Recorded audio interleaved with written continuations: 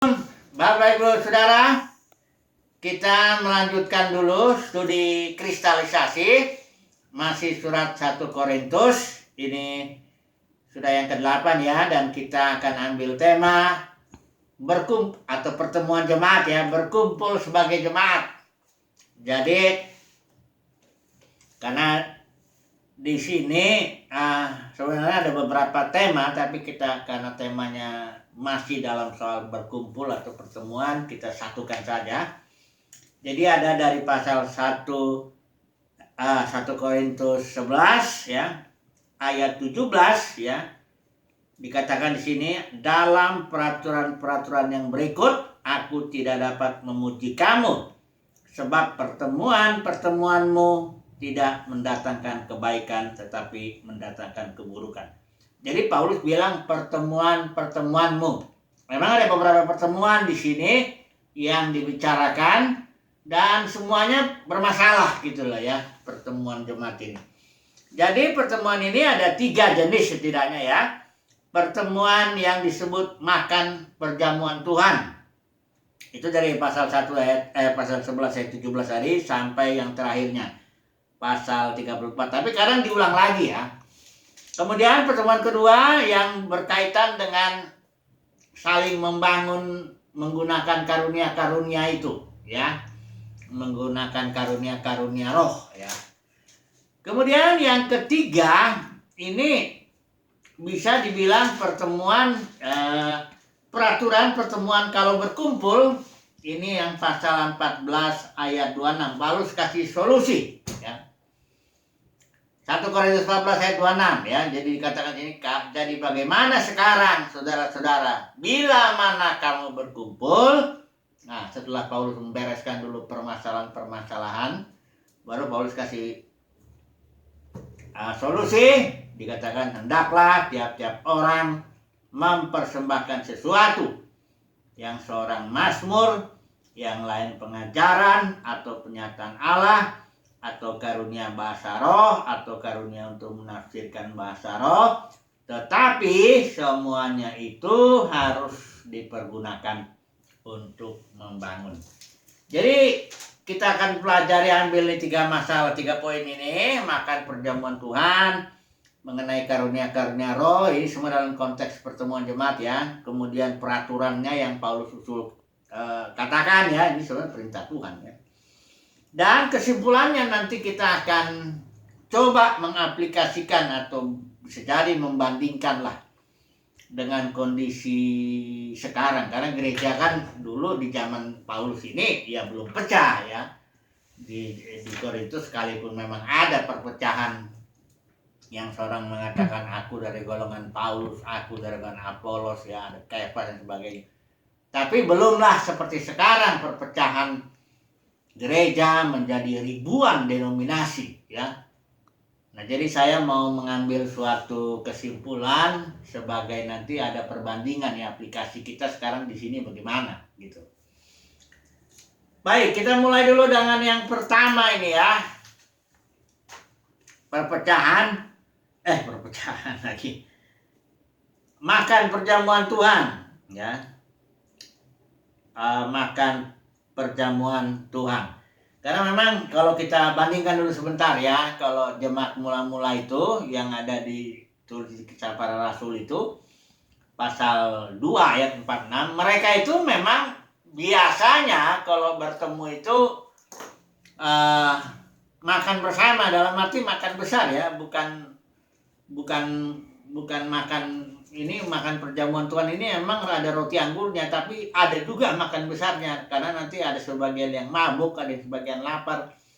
Nah, jadi coba dulu kita melihat ya, jadi beda ya, jangan dulu membandingkan dengan kondisi sekarang ya, karena yang sekarang sudah jauh beda juga ya, sudah jauh beda. Nanti coba kita pelan-pelan dulu kita melihat ya, dari Kisah Para Rasul dulu ya. Gereja mula-mula ini kalau pertemuan tuh kebiasaannya dia makan bersama.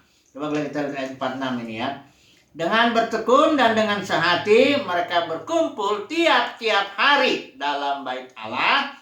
Mereka memecahkan roti. Ini pertemuan perjamuan kudus yang biasa disebut sekarang. Mereka memecahkan roti di rumah masing-masing secara bergilir istilah secara bergilir itu artinya di rumah mereka beberapa keluarga lah kumpul di situ kan. Dan di sini dikatakan makan bersama-sama. Ya, di sini makan bersama-samanya ya makan kayak makan malam kalau pertemuannya malam, atau kalau siang ya makan siang ya. Jadi makan besar istilahnya begitulah. Bukan pesta ya, bukan pesta, jangan salah juga ya. Makan biasa aja tapi bersama-sama makannya ya.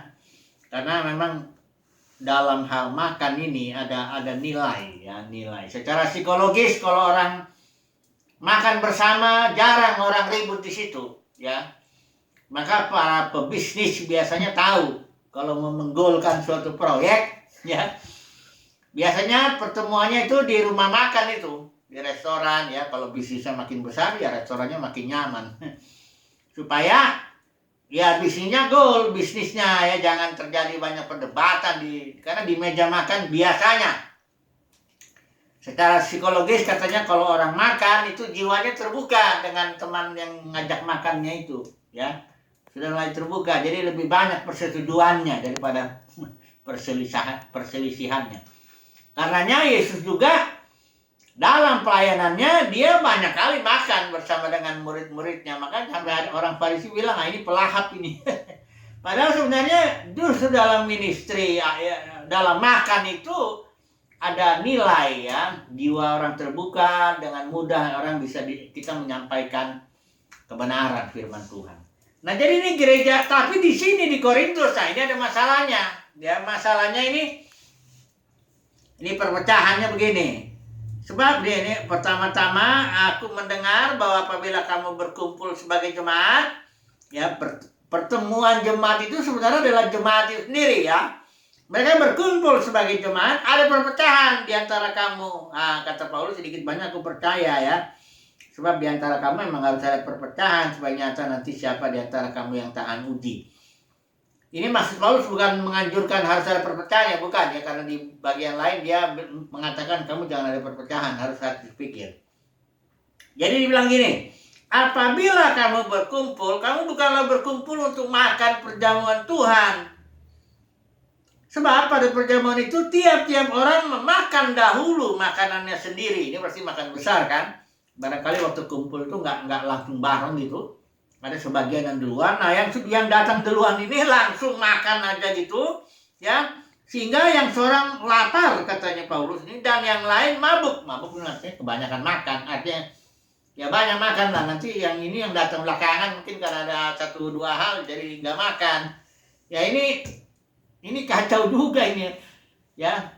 Tapi di tengah-tengah makan bersama itu memang ada di sini pemecahan roti, artinya seperti yang sekarang perjamuan itu, perjamuan kudus memberitakan kematian Tuhan di sini ayat 28. Ya setiap kali kamu makan roti ini dan minum cawan ini kamu memberitakan kematian Tuhan. Jadi jemaat itu berkumpul jadi memberitakan kematian Tuhan, artinya mengingat kalau Yesus bilang perbuatlah ini menjadi peringatan akan aku. Jadi roti ini Yesus bilang inilah tubuhku dipecahkan karena kamu, makanlah. Ini cawan ini darah perjanjian, minum. Ya. Itu memberikan atau memberitakan apa kematian Tuhan atau mengingat kematian Tuhan ya. Memperingati Tuhan. Ini makan ini penting. Karena ketika seorang nanti di sini makan ini masalah juga ini. Di antara mereka ada yang makan enggak mengakui tubuh Tuhan. Kurang layak lah. Mereka main makan perjamuan roti, anggur gitu. Tidak mengakui tubuh Tuhan. Akhirnya di sini enggak sedikit yang meninggal bahkan ya. Yang lemah, sakit dan tidak sedikit yang meninggal. Hanya Paulus memberikan penghiburan bahwa kalau kita dihukum dari Tuhan, kita dididik supaya kita tidak akan dihukum bersama-sama dengan dunia. Ayat 32. Jadi kira-kira begini. Poin pertama ini ya, makan perjamuan Tuhan ya. Jadi mereka kumpul di rumah ya, biasanya tuh bergiliran ya. Dan di situ makannya ya makan besar ya, makan bersama ya. Ada makan nasi banyak gitu masih kalau kita nasi ya. Nasi ikan dan bersama makan ya. Tapi di tengah-tengahnya nanti ada ritual, katakanlah ya, ritual perjamuan kudus, makan roti dan anggur itu, ya. Kalau Paulus bilang inilah, dia biasanya kalau ini ada juga yang mengucapkannya, ini roti sebagai simbol dari tubuh Tuhan, nah, anggur sebagai darah cawan, ini darah perjanjian, ya. Nah, jadi itu sebenarnya pertemuan yang sangat penting. Ya, nggak dibilang di situ ada yang khotbah atau apa, enggak gitu. Pokoknya mereka berkumpul lah ya untuk makan perjamuan Tuhan. Itu istilahnya makan perjamuan Tuhan. Pertemuan ini. Memang ini kalau sekarang sudah jarang orang, kalau jemaat berkumpul nggak ada khotbah kan nggak mungkin ya. Nggak ada nyanyi-nyanyi. Nah, kalau ini mereka enggak ya, makan perjamuan Tuhan. Ini nomor satu ya. Hanya di Korintus ini permasalahannya itu ya. Pertama dia makannya, sebagian orang makan kebanyakan, makan duluan, yang lainnya lapar ya. Yang kedua, mereka tuh tak mengakui tubuh Tuhan, kurang layak lah ketika mengadakan perjamuan kudus itu dalam arti roti dan anggur itu. Sehingga banyak yang sakit, lemah dan meninggal. Oke, yang kedua kita lihat pertemuan kedua ini mengenai karunia-karunia roh ya, sebenarnya penyataan roh, pembawaan roh ya. Jadi begini ceritanya ini di sini. Sebagian orang dalam pertemuan itu banyak berkarunia bahasa roh ya. Mereka berkarunia bahasa roh dan tidak ada yang menafsirkan, sehingga jemaat tidak dibangun. Karena Paulus bilang sekalipun bagus pengucapan syukurnya kan orang nggak ngerti. Ya, apalagi kalau nanti ketika kalian kumpul banyak yang berbahasa roh, orang luar datang, apa enggak orang luar itu bilang kamu gila, kata Paulus. Ya, ini Paulus bukan bilang bahasa roh nggak boleh dipakai dalam pertemuan, enggak, tapi harus ada nanti tafsirannya, nanti kita lihat sebentar. Yang penting ini masalahnya dulu lah. Orang Korintus ini berpikirnya agak kekanak-kanakan begitu ya. Paulus kan bilang, aku berbahasa roh lebih daripada kamu semua. Tapi kata Paulus, dalam pertemuan jemaat, aku lebih senang mengucapkan 5 kata yang bisa dimengerti lah, supaya orang bisa terbangun. Ya, karena fokus Paulus itu bagaimana kalau bertemu itu supaya saling membangun lah, ya. Bukan saling menunjukkan karunia-karunia ini itu ya, akhirnya malah jadi kacau itu maksudnya ya. Nah, jadi makanya Paulus menjelaskan dulu tentang karunia-karunia ini ya. Coba dulu kita baca ya, pasal 12 ayat 4. Ada rupa-rupa karunia tetapi satu roh. Ayat 5-nya, dan ada rupa-rupa pelayanan tetapi satu Tuhan. Dan ada berbagai-bagai perbuatan ajaib, tetapi Allah adalah satu yang mengerjakan semuanya dalam semua orang. Ya, di sini penyataan roh kata Paulus, karena kita ini di sini Paulus memasukkan konsep tubuh, ya. Kan tubuh nggak semuanya mata, nggak semuanya tangan, tapi bermacam-macam. Jadi ada orang yang kepada seorang dikatakan sini memberikan iman ya, dari atas dulu ya. Yang roh yang pertama memberi karunia untuk berkata-kata dengan hikmat. Kemudian kepada yang lain roh yang sama memberikan karunia berkata-kata dengan pengetahuan. Kepada yang seorang roh yang sama memberikan iman. Yang lain yang memberikan karunia untuk menyembuhkan. Yang seorang memberikan kuasa untuk menggerakkan banyak mujizat sebagainya. Banyak karunia-karunia ini Paulus memasukkan konsep tubuh. Ya, artinya ya ini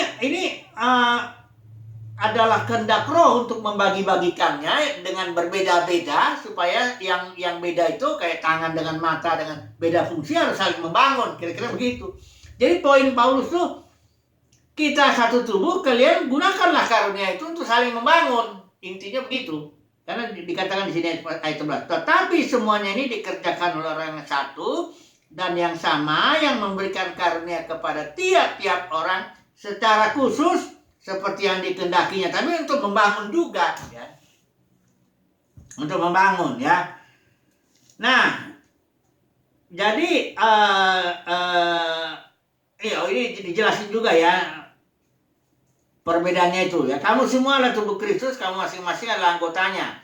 Dan Allah menetapkan, ini bukan hanya karunia yang Paulus bicarakan ya di ayat 4 sampai ayat 6 itu. Yang pertama ada rupa-rupa karunia, kedua rupa-rupa pelayanan, yang ketiga berbagai-bagai perbuatan ajaib. Nah, di sini Paulus menjelaskan itu yang dimaksud. Yang pertama itu rasul, itu dalam arti bukan jabatannya tapi ministrinya. Demikian juga kedua nabi ya, ministrinya itu. Ketiga pengajar, baru selanjutnya yang mendapat karunia mengadakan mujizat, menyembuhkan, melayani, memimpin dan sebagainya, berkata-kata bahasa roh dan menafsirkannya. Nah, jadi intinya Paulus mengatakan bahwa kalau kalian berkumpul dan menggunakan karunia itu, tolong itu teratur dan digunakan untuk saling membangun. Kalau ada nanti yang bahasa roh, nanti kita poin terakhir, itu harus ada penafsirannya. Kalau enggak, jangan. Karena kalau orang berbahasa roh, kata Paulus, dia membangun dirinya sendiri. Ya, berdoa, bernyanyi dengan bahasa roh, ya dia membangun dirinya sendiri. Tapi kalau orang yang berbahasa roh ada penafsirannya, nanti dia tafsirannya ini bisa menguatkan yang lain, itu bernubuat. Kalau jadi bernubuat itu artinya berbahasa roh plus dengan penafsirannya, ya. Atau bernubuat itu juga menyampaikan sesuatu langsung ya, yang bisa dipahami. Kemudian setelah Paulus bicara karunia, dia mengatakan ada jalan yang lebih utama lagi. Pasal 12 ayat 31. Jadi berusaha, kata Paulus, memperoleh karunia yang paling utama, dan aku menunjukkan kepadamu jalan yang lebih utama lagi. Dan kalau kita baca di pasal 13, ini adalah jalan kasih kalau saya menyebutkan sih. Di situ Paulus bilang, kalau apapun yang kita kerjakan tanpa ada kasih Kristus yang mendorong kita, yang di dalam hati kita itu sia-sia katanya. Jadi begini, ketika kita lahir baru kita mendapatkan hayat Kristus. Tetapi hayat yang kita terima itu, hayat Kristus itu masih berupa benih. Di dalam hayat Kristus inilah terdapat secara potensial karakter Kristus itu. Kasih Kristus, sukacita Kristus, damai sejahtera Kristus. Kasih, sukacita, damai sejahtera, sabaran, kemurahan, kebaikan, kesetiaan, kelemah lembutan, dan penguasaan diri Kristus. Ini secara potensial ada di dalam hayat Kristus yang kita terima ketika kita percaya Yesus dan lahir baru. Tapi kalau hayatnya harusnya bertumbuh hayatnya, ketika bertumbuh hayatnya, maka yang bertumbuh itu semuanya itu kasih, sukacita, damai sejahtera, sabaran, kemurahan, dan sebagainya. Tapi Paulus dalam hal ini menyebut memang yang utama kasih itu. Terus dia definisikan, kasih itu sabar, kasih itu murah hati, ia tidak cemburu, tidak memegahkan diri dan tidak sombong. Ia tidak melakukan yang tidak sopan, tidak mencari keuntungan sendiri, tidak pemarah, tidak menyimpan kesalahan orang lain, tidak bersuka cita karena ketidakadilan, tetapi karena kebenaran. Ia menutupi segala sesuatu, percaya segala sesuatu, mengharapkan segala sesuatu, sabar menanggung segala sesuatu. Ini definisi kasih yang Paulus ini. Tapi ingat ya, kasih bukan perbuatan yang terutama. Itu kasih itu karakter, ya. Iya, memang perbuatan juga, tapi maksudnya karena ada juga orang perbuatan tapi nggak dimotivasi oleh kasih. Jadi jangan perbuatan baik yang tidak dimotivasi kasih itu jangan. Makanya itu definisi Paulus ini, kasih ini kelihatan bukan perbuatan toh. Kasih sabar, kan sabar bukan perbuatan tuh. Murah hati itu lebih kepada kondisi di dalam hati seseorang. Memang kalau dia murah hati ya akan melakukan tindakan itu. Kalau dia ada kasih akan melakukan tindakan. Tapi maksud saya hati-hati, jangan mendefinisikan kasih itu perbuatan memberi amal gitu atau apa, itu kan itu belum tentu. Perbuatan apapun belum tentu dimotivasi oleh kasih ya. Tapi kalau kasih ada, ya pasti ada perbuatan itu kan. Nah, jadi Paulus bilang ini adalah jalan yang utama daripada yang jalan karunia-karunia itu. Tapi sekali lagi ya, jangan meremehkan karunia-karunia termasuk karunia bahasa roh itu. Ya. Nah, sekarang nanti saya akan apa, karena gini, dalam denominasi kan ada sebagian kalau denominasi Pantekosta, karismatik kan mereka menggunakan karunia itu, walaupun asli atau palsunya nantilah itu kita bicara itu ya. Tapi yang jelas mereka menggunakan itu. Sementara kalau aliran katakanlah ekumenikal ya atau evangelikal itu mereka kan tidak ya. Nah, kadang-kadang jadi saling menyerang juga ya. Tapi yang jelas di sini Paulus mengatakan dia bukan melarang, jangan melarang orang yang berbahasa roh, kata Paulus hanya. Nah ini deh baru kita masuk ke bagian terakhir, poin ketiga ya, peraturan pertemuan jemaat. 1 Korintus 14 ayat 26. Ya, saya baca lagi sekali lagi ya. Jadi bagaimana sekarang saudara-saudara? Bila mana kamu berkumpul, hendaklah tiap-tiap orang mempersembahkan sesuatu. Yang seorang mazmur, yang lain pengajaran atau penyataan Allah, atau karunia bahasa roh, atau karunia untuk menafsirkan bahasa roh. Tetapi semuanya itu harus dipergunakan untuk membangun. Bahkan Paulus bilang kalaupun ada yang bernubuat, ya, 2-3 orang lah sebaiknya ya. Dan kalau ada orang yang berbahasa roh tapi tidak ada yang menafsirkan, Paulus bilang berdiam diri ya. Hendaklah mereka berdiam diri yang pertemuan jemaat dan hanya boleh berkata-kata kepada dirinya sendiri dan kepada Allah. Diaturlah di sini ya. Nah, pertemuan yang kayak gini memang agak jarang ya kalau kita temukan dalam denominasi itu ya. Karena pertemuan ini menuntut ya harus jangan satu arah ya, bukan satu orang khotbah yang ini mendengar gitu. Ini pasif aja kayak penonton aja ya. Kalau umumnya ya pertemuan denominasi kan hanya dari mimbar itulah satu arah. Kalau kita bilangnya dulu satu arah ya. Dari mimbar itulah yang mimpin semuanya lah. Pokoknya yang situ dengar aja, duduk diri, tunggu ada komando dari sini ya. Nah kalau yang di 1 Korintus 14 ayat 26 ini pertemuannya menuntut harus 4 arah. Kita bilangnya round table. Ya, saya pernah mengikuti pertemuan ini ya, pertemuan yang di kalau di Indonesia ini jalan suci ada pertemuan yang yang gereja yang dari Witnessly itu ya. Nah, itu di tempat lain saya juga pernah pertemuan melihat ya, pertemuan The Brethren.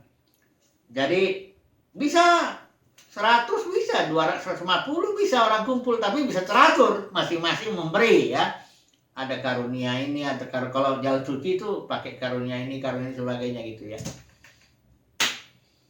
Jadi sekarang kita masuklah dulu kesimpulan lah ya, karena ini barangkali agak aneh juga kalau karena udah jemaat udah agak jarang nih pertemuan seperti ini ya. Kesimpulan dulu lah, karena sekarang gereja ini kan sudah pecah nih menjadi ribuan denominasi, 5.000 lah yang besar-besar itu. Dan kita tahu perpecahan gereja ini kan disebabkan awalnya itu Paulus bilang Kisah para Rasul 20 itu karena ada beberapa pemimpin yang menarik murid-murid dari jalan yang benar, yang tadinya ngikutin pimpinan roh. Kalau ini kan pertemuannya round table begini kayak yang di 1 Korintus 14 ayat 26 ini kan pertemuannya dalam pimpinan roh. Nanti yang seorang bicara, yang ini menanggapi, ada yang berkarunia bahasa roh itu menafsirkan, ada yang nyanyi, ada macam-macam itu semuanya. Kalau pertemuan itu harus dipimpin roh, kalau enggak kacau nantinya ya. Nah sekarang kan dalam kondisi sekarang kan ya itu kejatuhan gereja kan karena ada beberapa pemimpin dengan ajaran palsu, bahkan ya menarik murid-murid bukan kepada Tuhan, bukan kepada pimpinan roh, tapi kepada diri mereka sendiri. Sehingga pada umumnya pertemuan denominasi itu satu arah. Yang dari sinilah yang menarik ya, yang dari situ yang ditarik gitu jemaat itu ya. Makanya nanti kadang-kadang dalam pertemuan ini ada banyak hal, nggak semua lah ya, tapi ini sangat rentan katakanlah begitu ya, sangat rentan dengan kerusakan yang akibatnya ini yang Isabel, Bileam, Nikolaus. Jadi pertemuan itu jadi seolah-olah kayak show, pertunjukan karena untuk menarik orang. Saya ulangin lagi ya, kejatuhan gereja di Kisah para Rasul 20 itu Paulus bilang ada beberapa pemimpin yang menarik murid-murid kepada diri mereka sendiri. Nah kalau dalam konteks dibawa ke pertemuan jemaat, jadi pertemuan itu bukan apa ya, bukan ajang saling membangun begitu, tapi pertunjukan untuk menarik banyak orang. Nah ini jadi kadang-kadang karena udah penyimpangan, karena sudah jatuh jadi begitu. Pertemuan itu udah jadi, bahkan khotbah harus disesuaikan dengan selera pasar, kira-kira begitulah ya. Kalau khotbahnya nanti terlalu nggak enak telinga, ya kurang kocak, kurang menghibur, itu nanti orang nggak mau datang, ya. Karena pertemuan itu jadi udah berubah fungsi. Tadinya pertemuan kalau gereja mula-mula saling membangun, tapi kalau yang ini bukan nggak saling membangun juga, tapi karena udah ada kejatuhan gereja itu, maksudnya narik murid, jadi pertemuan itu jadi ajang pertunjukan untuk membawa orang gitu. Kadang-kadang kalau ada pertemuan tertentu dipanggil artis-artis terkenal suruh nyanyi, padahal entah udah, atau orang yang baru bertobat, orang yang terkenal ya baru bertobat suruh bersaksi untuk menarik pengunjung gitu. Nah ini yang begini-begini nih yang sebenarnya ya berbahaya sekali. Bahkan pertemuan itu akhirnya untuk menarik uang. Kalau banyak yang datang kan juga banyak uangnya yang ditarik, ya.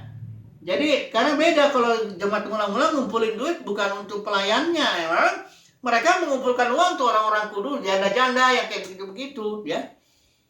Jadi udah sangat beda ya. Jadi itu saudara harus melihat ya. Nah, saya bersyukur di satu sisi kan dengan datangnya COVID ini. Dengan datangnya COVID, pertemuan yang di gedung-gedung itu yang bisa jadi menjadi ajang pertunjukan ya, bahkan untuk menarik pengunjung, menarik uang dan sebagainya, itu dihentikan ya, dikurangi lah minimal ya. Dengan COVID ini kan orang harus banyak di rumah. Saya ingat itu tahun 2020 lah ya. Bulan Maret lah itu Pak Presiden kita Jokowi melarang ya ibadah harusnya ibadah di rumah saja. Ini sebenarnya cara Tuhan lah untuk berbicara kepada jemaat supaya ya kembalilah dulu ke rumah ya, berkumpul lah. Kalau di rumah nggak udah otomatis round table kan, nggak mungkin bapak sendiri dulu situ jemaatnya, anak-anaknya, istrinya lucu kan, nggak gitulah. Kalau kami kalau berlima ya duduknya keliling ya, dan kita saling memberi aja dengan mengalir aja, yang nggak usah terlalu diatur-atur ya. Jadi tanpa sadar ya, sebenarnya dengan adanya COVID ini pertemuan ini makin mirip dengan 1 Korintus 14 ayat 26. Tiap rumah ya, tiap rumah kan akhirnya jadi begini. Kalau ada anggota di situ 5 orang, 6 orang ya, mereka jadi tiap-tiap mempersembahkan sesuatu. Ya, jadi lebih mirip dengan Alkitab karena ada COVID ya. Itulah cara Tuhan ya. Dan juga COVID ini untuk apalah ya menghentikan juga ambisi-ambisi para pemimpin yang senang dengan kerumunan orang ya, senang dengan kerumunan jemaat, kumpul-kumpul dan sebagainya untuk. Nah, itu harus pokoknya masing-masing evaluasi diri lah ya. Evaluasi diri lah ya. Kalau ntar saya ngomong terlalu banyak nanti dibilang menghakimi ya. Tapi masing-masing lah ya. Nah, karena ini juga jadi kadang-kadang pelayanan ini dalam gereja yang sudah kacau ini jadi ajang cari duit juga. Cari duit, cari kemuliaan manusia dan sebagainya. Tapi jadi melalui COVID ini kita diajar untuk diam dah ya. Banyak berdoa dulu lah, tanya Tuhan lah, tanya motivasi diri dan sebagainya ya. Kalau mau beribadah pertemuan ya dengan di rumah ya motivasi murni lah dan sebagainya ya. Jadi kurang lebih itulah kesimpulannya, aplikasinya, bahwa memang pertemuan yang di Alkitab ini tidak lagi banyak kita temui karena gereja sudah jatuh. Tapi melalui COVID, pertemuan yang di rumah itu justru lebih mirip dengan pertemuan 1 Korintus 14 ayat 26 ini. Bila mana berkumpul, tiap-tiap orang mempersembahkan sesuatu. Ya, walaupun nanti keluarga sharing ini itu, tapi dengan perkumpulan itu saling membangun. Puji Tuhan, haleluya, amin.